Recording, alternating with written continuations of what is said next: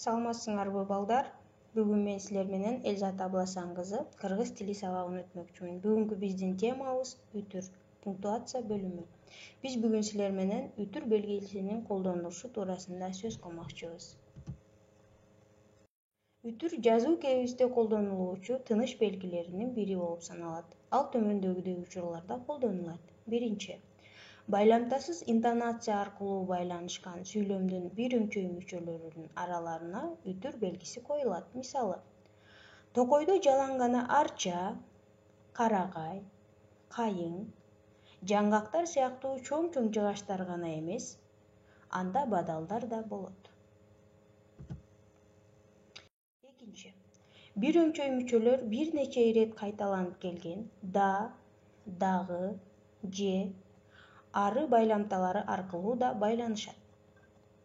Эгерде да байламтасы бир нече ирет кайталанып келсе, анда үтүр ал байламталардан кийин коюлат, бирок эң аяккысына коюлбайт. Мисалы, тоолордо, бак дарактарда, алыскы үйлөр да көрүнбөйт. Бир өңчөй мүчөлөр бир нече ирет кайталанган ары байламтасы аркылуу байланышкан болсо, анда байламталардан мурда үтүр коюлат. Мисалы, болочок акындын энеси Бурма ары сөзмөр, ары жомокчу аялдардан эле.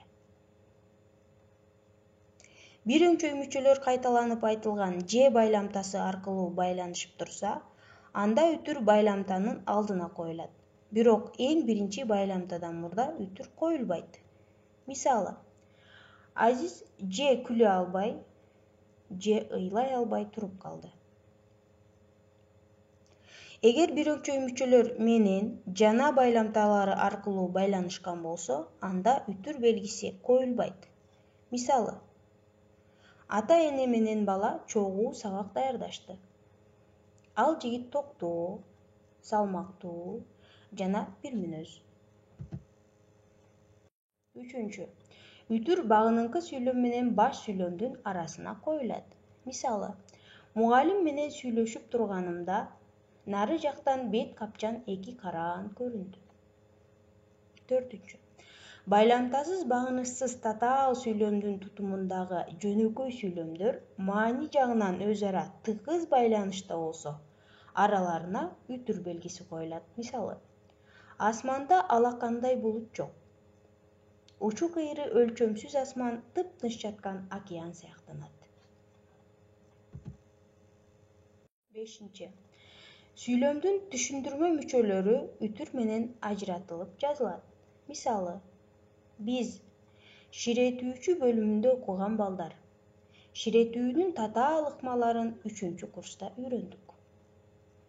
Алтынчы, каратма сөздөр менен киринди сөздөр үтүр аркылуу ажыратылып жазылат.